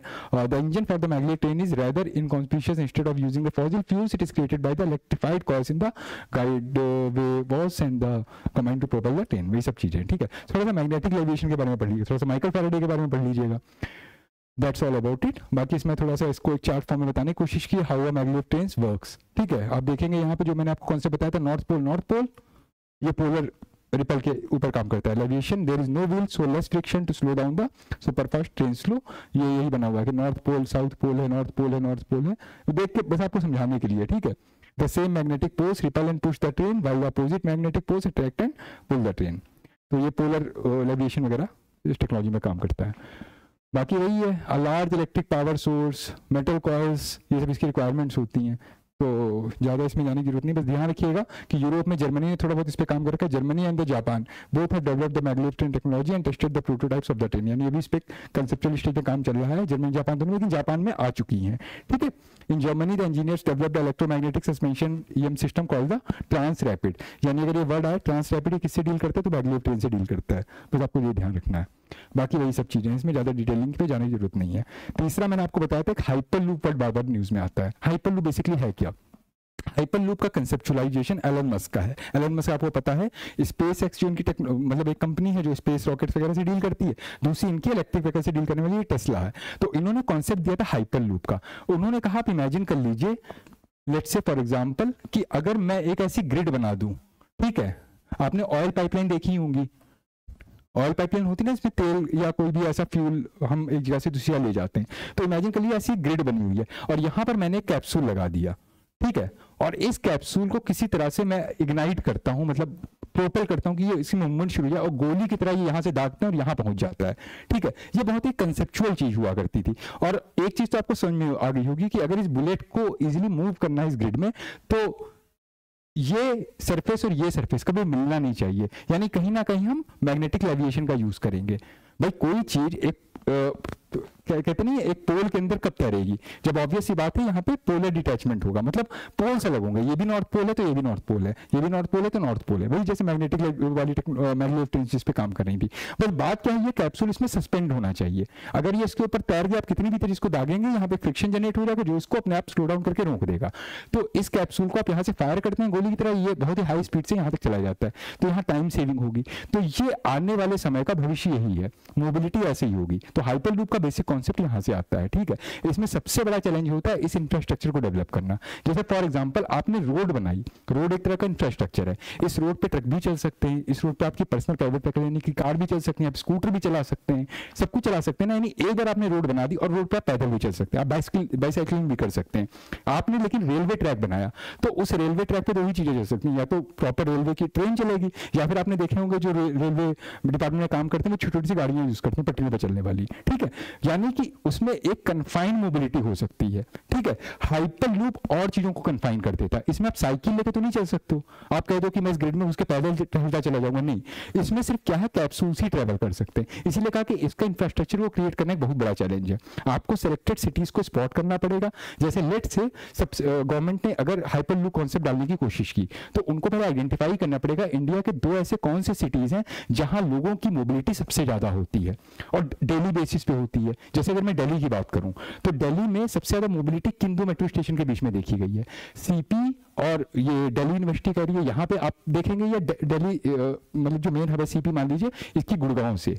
ठीक है, तो देखेंगे daily mobility कहाँ है, एक जहां पे residential लोग ज्यादा रह रहे हैं और दूसरे जहां पे ऑफिसेस या क्लब्स ज्यादा हैं, जहां उनको डेली मूव करना पड़ता है। इन दो पॉइंट्स के बीच में एक ऐसी ग्रिड को डेवलप कर दिया जाएगा। फिर क्या होगा, वही मेट्रो की तरह एक कैप्सूल बना दिया जाएगा और 10-10 लोग लिफ्ट की तरह इसमें लग जाओ, गोली की तरह दागेंगे, ढांचे से पहुंचा देंगे। ठीक है, तो ग्रिड डेवलपमेंट सिर्फ दो ही पॉइंट्स के बीच हो सकता है, ये रोड टाइप का कंस्ट्रक्ट नहीं होता। तो हाइपर लूप में एक चीज, और दूसरी चीज क्या है, ये हाईली कंसेप्चुअल स्टेज पे है भी। ठीक है, बीच में ऐसा सुनने में आया था कि महाराष्ट्र गवर्नमेंट ने शुरू में एक पैक्ट साइन किया था एलन मस्क के साथ में, उनको बुलाया भी गया था, बीच में इंडिया आए थे, तो कुछ हुआ, फिर उनसे फाइनलाइज नहीं हो पाया। एक दूसरी कंपनी हमारे यहाँ हाइपर लूप को डेवलप कर रही है। कौन सी कंपनी, इसके बारे में पता करिए, कमेंट सेक्शन में ड्रॉप करिए। इसके अलावा यूएस वगैरह में हाइपर लूप पे काम हो रहा है, लेकिन ये भी सिर्फ अभी कहते नहीं हो रहा है, अभी प्रॉपर वे में हो नहीं पाया है, that kind of the thing.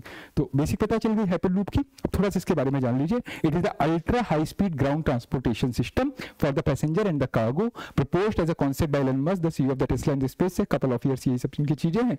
It is that the passenger pods या कैप्सूल जिसको कहा गया, it travels through a tube, जिसको मैं ग्रिड बोल रहा हूं, वही ट्यूब फॉर्म में जो होता है। इट इज ईदर अबव और below the ground to reduce friction, most but not all the air is remove from the tubes by pumps. एक चीज अच्छा यहाँ पे और ध्यान रखिए, इन्होंने एक और कोशिश की, इन्होंने कहा तो ग्राउंड फ्रिक्शन को हमें ओवरकम करना है, यानी जो कैप्सूल होगा या जो पॉड होगा ये उस ग्रिड या उस यहाँ पे कौन सा वर्ड हमने यूज किया था, लाइक वर्ड ट्यूब। ठीक है, जो ग्रिड या ट्यूब है उसके अंदर चलेगा नहीं, मतलब टच नहीं करेगा, वो तैरेगा, मैग्नेटिक लेविएशन से तैरेगा, मैग्नेट टेक्नोलॉजी का यूज करके या कोई और टेक्नोलॉजी। और दूसरा एक फ्रिक्शन और होता है, एक तो ग्राउंड फ्रिक्शन होता है, एक एरियल फ्रिक्शन होता है, यानी जब आप मूव करते हो तो वातावरण में एक हवा मौजूद है, ठीक है, ये भी आपको एक रेजिस्टेंस प्रोवाइड करती है, इसको भी ओवरकम करना होता है। तो अगर हम उस ग्रिड से एयर को थोड़ा सा कम कर दें, मतलब एक वैक्यूम टाइप की सिचुएशन बना दें, तो ऑब्वियसली बात है मोबिलिटी बढ़ जाएगी, हम एरियल फ्रिक्शन को ओवरकम कर लेंगे, ठीक है। तो हाइपरलूप के कॉन्सेप्ट में एक ये भी कॉन्सेप्ट आता है। तो यही सब चीजें इसमें, ये मैंने आपको मॉडल बता ही दिया, बाकी आप इसको देख लीजिए, इस टाइप का कुछ दिखेगा। ये कैप्सूल होगा, मतलब ऐसा नहीं कि एक आदमी या दो आदमी खड़े हैं, बाकायदा चेयर्स लगी, चेयर इसलिए लगा दी गई है कि आपको पता है Newton third law of motion क्या होता है, जब कोई चीज बहुत तेजी से बढ़ेगी तो आपको जर्क लगेगा, इनर्शिया का भी law, first law third law दोनों काम करते हैं। जब कोई चीज भाई आगे बढ़ती तो आपको झटका लगता है, फर्स्ट लॉ ऑफ मोशन में ही तो है न्यूटन के लॉ ऑफ इनर्शिया, है ना। तो ये लॉ ऑफ इनर्शिया को ओवरकम वगैरह करने के लिए इनर्शिया वाले उससे डील करता है कि अगर आप एकदम खड़े हैं, कोई चीज झटके मूव करी तो सब लोग उल्टियां करना शुरू कर देंगे, पीछे धक्का खा रहे हैं, तो कंफर्टेबल चेयर लगा देंगे, आराम से बैठो, सीट बेल्ट वगैरह बांध दो, धाए से गोली चलेगी, आप पहुंच जाओगे। ये इस टाइप का कैप्सूल बनेगा, ये आप देख रहे हैं, ये ग्रिड है, इसके अंदर ये कैप्सूल ऐसे पकड़ के पड़े होंगे, ठीक है। It consists of a network of the tubes, वही grids, connecting mobility hubs around the world with pods traveling at the ultra high speeds in a vacuum. The low pressure environment ensures the energy efficient operation thanks to the low aerodynamic drag. ये बहुत कठिन शब्दों पे मत जाइए। लो एरोनॉमिक drag का मतलब वही जो आपको बताया था मैंने, एरियल रेजिस्टेंस को या एरियल फ्रिक्शन को ओवरकम करना, ठीक है। Contactless magnetic levitation, the propulsion systems enable a comfortable and a silent passenger experience. It combines the key benefit of the speed and flexibility, comfort and the safety as well as the sustainability. इसके बारे में वही सब कहानियां हैं। The two major differences between the hyperloop and the traditional lane. First, the pods carrying passenger travel through the tubes or the tunnels. किसके बीच में अंतर है, हाइपरलूप और ट्रेडिशनल रेल में। रेल कैसी चलती है, जमीन पे चल रही, हवा से डायरेक्ट कांटेक्ट में, कोई ट्यूब नहीं, बस नीचे पटरियां बिछा दी। हाइपरलूप में एक कैप्सूल है, ठीक है, मतलब एक ग्रिड है, एक ट्यूब है, उसके अंदर में एक पॉड है या कैप्सूल है, जैसे आपने साइफाई मूवीज में देखा होगा, ये उस टाइप की चीज काम करती है। तो most of the air has been remove to reduce the friction, allowing the pod to travel up to 750 miles per hour. यानी आप देखेंगे कि मैग्लेव ट्रेन या बुलेट ट्रेन से किस हाई लेवल पे जाके बात कर रहा है, ठीक है। Contactless leviation and propulsion system combined with a low pressure environment allow the hyperloop pods to travel efficiently at the ultra high speed. यही सब उसके बारे में कि contactless होगा तो ये सब चीजें। ये देखिए बनता हुआ एक conceptual stage पे है, ये कहीं यूरोप वगैरह में बन रहा है या यूएस में बन रहा है, I'm not very sure of it. I got the pic from somewhere on the internet कि इस टाइप का कुछ कंस्ट्रक्ट होगा। ये देखिए ट्यूब बना हुआ है, अभी फिलहाल आप देख रहे हैं कि इन्होंने पटरियां बना रखी है, आने वाले समय में ये हटा दी जाएंगी, ठीक है। मैग्नेटिक लेविएशन भी चलेगा, अभी तो फिलहाल इसी टाइप का कुछ पॉड मिल रहा है। With fully electric and energy efficient operations, the hyperloop system aims at bringing the climate neutral, तो यानी कि ये कहीं ना कहीं achieving zero carbon emission पे भी डिपेंडेंट है, मतलब उसी को टारगेट करता है। TUM Hyperloop successfully performed the first passenger ride under the vacuum conditions on July 10, 2023. जैसा मैं कह रहा था, ये अभी एक कंसेप्चुअल स्टेज पे कहीं कहीं से ऑपरेट करना शुरू कर दिया गया है, तो इन्होंने ट्रायल बेस पे अभी लास्ट ईयर जुलाई 10, 2023 को एक फर्स्ट पैसेंजर राइड को किया था वैक्यूम कंडीशन में। TUM Hyperloop है उसने किया था।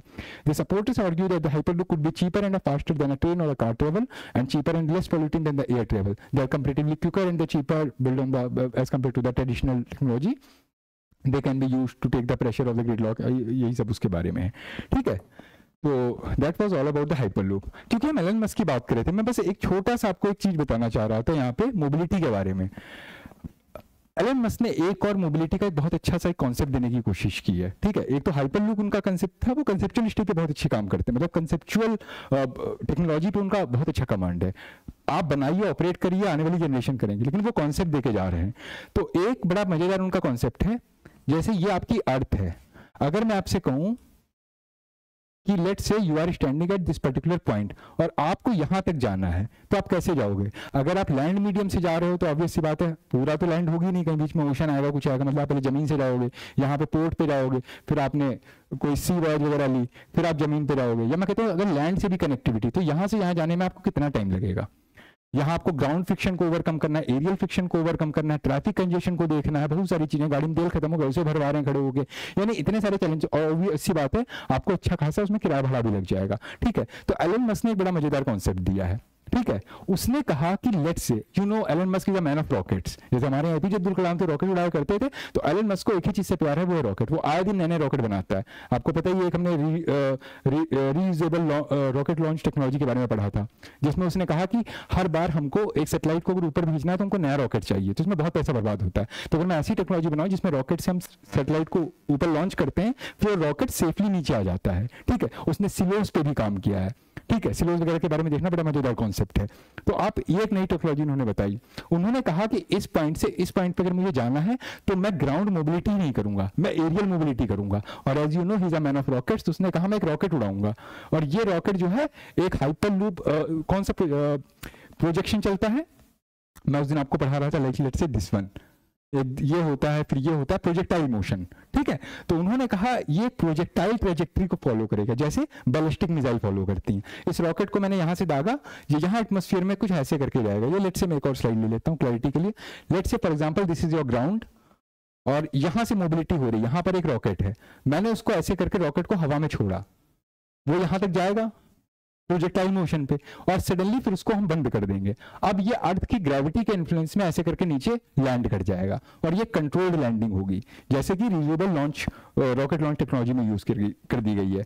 तो ये रॉकेट पे हम लोगों को ट्रांसपोर्ट करेंगे, ये भी एलन मस्क का दिया हुआ कॉन्सेप्ट है। तो अभी उसको किसी सिलेबस में इंक्लूड नहीं किया गया क्योंकि बहुत कंसेप्चुअलिस्टिक है, लेकिन उसने प्रपोजल रखा है। जैसे आज से 10-15 साल पहले जब उन्होंने पहली बार हाइपर लूप की बातें की तो लोग कहते थे ठीक है हवाबाजी है, ठीक है, लेकिन अब उस पर काम हो रहा है ना। हमारी इंडियन गवर्नमेंट में, महाराष्ट्र गवर्नमेंट ने ही एक पैक्ट साइन कर रखा है। तो आने वाले समय में हो सकता है, अभी तो बहुत एडवांस स्टेज पे ये बातें हो रही हैं, ठीक है, लेकिन हो सकता है ग्रास रूट पे आने वाले टाइम पे इस पे भी काम हो कि आप रॉकेट का यूज करके क्या आप मोबिलिटी कर सकते हैं। आपने यहाँ से दागा, वो प्रोजेक्टाइल मोशन से यहाँ जाते हैं, उसको स्विच कर देते हैं, फिर एक ग्रेविटी के इन्फ्लुएंस पे यहाँ तक आएगा, कंट्रोल लैंडिंग होगी। अब आप सोचिए कितनी जल्दी आप ट्रैवलिंग कर रहे हो, because now you will be travelling in the troposphere, ठीक है, आप अर्थ के एटमॉस्फेयर पे ट्रैवलिंग कर रहे हैं, ठीक है। तो ये एलन मस्क का बड़ा ही मजेदार कॉन्सेप्ट है।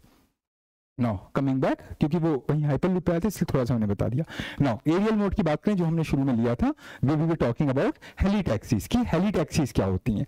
एक वर्ड होता है आपका EVTOL।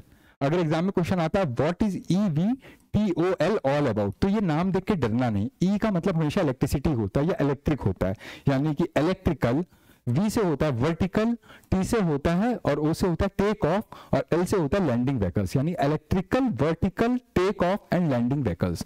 इलेक्ट्रिसिटी पे डिपेंडेंट, वर्टिकली मतलब सीधे, है ना, हॉरिजॉन्टली मतलब ऐसे, वर्टिकली मतलब ऐसे, वर्टिकली टेक ऑफ सीधे सीधे ऊपर जाएंगे, एंड लैंडिंग व्हीकल्स यानी इलेक्ट्रिसिटी पे डिपेंडेंट कोई ऐसा साधन। ये क्या हो सकता है? हेलीटैक्सी हो सकता है, यानी एरियल मोबिलिटी के लिए। जैसे प्लेन कैसे चलता है आपका, प्लेन आपको पता ही है, ऐसे पहले जाएगा, ऐसे करके फिर उड़ेगा एक मोमेंट में, फिर ऐसे करके लैंड करेगा, ये प्लेन का ट्रेजेक्टरी है।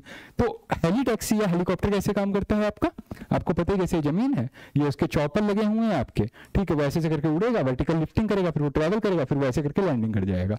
तो जो EVTOL का कॉन्सेप्ट है बेसिकली हेलीकॉप्टर्स या हेलीटैक्सी से डील करता है। हेलीकॉप्टर पुराना कॉन्सेप्ट है, और हेलीटैक्सी का मतलब है कि कॉमर्शियल स्केल पे हेली चॉपर होता है कि हेलीकॉप्टर होता है, इसमें क्या 2-4 लोग बैठ सकते हैं, अपना प्राइवेट चॉपर है किसी का, that kind of the thing, ठीक है। लेकिन हेलीटैक्सी का मतलब जैसे रोड पे अभी ऑटो चलते हैं, गाड़ियां चलती हैं, वैसे हेलीकॉप्टर चला करेंगे। तो एरियल मोबिलिटी का हम यूज करेंगे फॉर द मास मोबिलिटी, तो इसको हमने हेलीटैक्सी वर्ड यूज किया। तो EVTOL एक जनरल वर्ड है, electrical, vertical, take off and landing vehicles, और हेलीटैक्सी इसी के अंडर में हम पढ़ते हैं। More commonly known as the air taxis or the heli taxis are the aircraft that hover, fly, take off and land vertically. They are said to be quieter and more environmental friendly, generate a fewer emission at the already existing transport, and are the latest innovation in the transportation technology. इसलिए हमने इसको include कर लिया है, ठीक है। इसके लिए जो हमको इंफ्रास्ट्रक्चर चाहिए उसको हम वर्टीपोर्ट्स कहते हैं, क्योंकि vertical take off, vertical landing होती है, ठीक है। तो जो हम एक पोर्ट तो डेवलप करना पड़ेगा ना छोटा सा, जैसे कुछ लोग अपनी छतों के ऊपर लगा लेते हैं, तो उसको वर्टीपोर्ट्स कहते हैं, to take off and land off. तो ये एक इमर्जिंग कॉन्सेप्ट है हेलीटैक्सीज का। और हेलीटैक्सीज प्री के लिए थोड़ा ध्यान रखिएगा कि इंडिया के किसी स्टेट में भी चलनी शुरू हुई है। जहां तक मुझे ध्यान है, मैंने एक न्यूज देखी थी, चंडीगढ़ साइड में कुछ बात चल रही थी, वहां शायद शुरू हो गई है। बैंगलोर वगैरह में हेलीटैक्सी का कॉन्सेप्ट आ चुका है, तो सब देख लीजिएगा। They are able to carry 2 to 5 people, इतना तो ई रिक्शे पे भी बैठ जाते हैं, ठीक है, including a pilot. Air taxi is a preferred mode for the helicopter movements और airport providing the ground operation. यही सब है, इसमें 20 नॉट तक की स्पीड रहती है। Kerala tourism recently inaugurated the heli taxi project in the Kochi. It promises tourist a memorable aerial journey. आपको पता है दिल्ली में भी एक ही चलता है, वैलेंटाइन वीक वगैरह भी है। तो मुझे ध्यान आ गया कि नोएडा साइड में या कहीं आउट ऑफ गुड़गांव साइड में था ये, तो उन्होंने एक ऐसी चॉपर सर्विस प्रोवाइड की थी कि लाइक कपल एक बड़ा ही अच्छा एक्सपीरियंस अगर लेना चाहें तो अपने उनके साथ में जाएं और दोनों अपना बुक करें, और hardly they were charging very little amount, around 5 to 10,000, और वो आपको एक दिल्ली का एरिया सर्वे करा देगा। तो आने वाला हेली टैक्सी भी आपको ऐसा कुछ देखने को मिलेगा। टूरिज्म के सेक्टर में इसका बड़ा यूज है। जैसे लेट्स से इमेजिन कर लीजिए आप आज की डेट में अगर आप केदारनाथ जाना चाहें तो मैंने चेक किया था रूट क्या है कि आपको पहले देहरादून जाना पड़ेगा, फिर देहरादून से आपको सीधे वो प्लेन सर्विस मिलेगी जो आपको एक्जैक्टली केदारनाथ मंदिर के बिल्कुल पास में उतारती है, ठीक है, लेकिन बहुत लिमिटेड स्केल पे वो चलती है। उनके चार्जेस भी अराउंड 95,000 टू 1 लाख पर पैसेंजर के हिसाब किताब पे हैं। अब इमेजिन कर लीजिए वहां पर ये ईवीटॉल का कॉन्सेप्ट आ गया कि आप ऋषिकेश तक जाते हैं, क्योंकि ऋषिकेश के बाद तो पूरा पहाड़ शुरू हो जाते हैं वहां से, और ऋषिकेश आपको एयर टैक्सी से लिफ्ट करेगी और वो हार्डली आपको मुझे लगता है 1 या 2 घंटे में आपको सोनप्रयाग उतार देगी। और अभी आज की डेट में 7 से 8 घंटे लग जाते हैं पहाड़ पार के थ्रू अगर आप जाते हैं तो टूरिज्म के फील्ड में, क्योंकि ज्यादातर जो रिलीजियस टूरिज्म होता है वो पहाड़ों के इलाके में ही होता है, या फिर अगर आप नॉर्मल एस्थेटिक इन्वायरमेंट के लिए भी जा रहे हैं तो जम्मू कश्मीर जाएंगे, हिमाचल जाएंगे। अब मतलब प्लेन में तो कोई घूमने नहीं आता ना टूरिज्म में, ठीक है, तो वहां पर ये ईवीटॉल वगैरह का कॉन्सेप्ट बहुत अच्छे से काम करेगा। तो केरला के टूरिज्म में भी एक हेली टैक्सी प्रोजेक्ट को लॉन्च किया है। इसके अलावा air connected in Himachal is set to boost as the 3 companies have shown their interest there, ठीक है, यही सब चीजें, पालमपुर, धर्मशाला, चंबा वगैरह, तो जितने भी आपको हिली हिमालयन स्टेट है वहां ये सब कॉन्सेप्ट मिल जाएंगे। तो that was all about this mobility and transportation section. It covers our first broader framework of the science and tech, that was energy, fusion, transport technology. जितने भी क्वेश्चन प्री या मेंस में पूछे जाते हैं सब इसी के इर्द गिर्द है। मैंने लास्ट अराउंड 2013 से क्वेश्चन पेपर का एनालिसिस किया था जो मैंने अपनी पहली सीरीज में कवर किया था, और इसके अलावा कोई भी ऐसा टॉपिक नहीं है जो इस पर्टिकुलर टॉपिक में मतलब इससे बाहर पूछा गया हो। इसी के आसपास घूमते फिरते आपको मिल जाएंगे, चाहे प्री में चाहे मेंस में। इसके बाद हम आगे चल के जैसे ट्रांसपोर्ट तक का कवर कर लिया, then we will be switching to internet technology like IR4 वगैरह पे हम चले जाएंगे, कम्युनिकेशन वगैरह पे। That will be in our subsequent lectures. Thank you so much.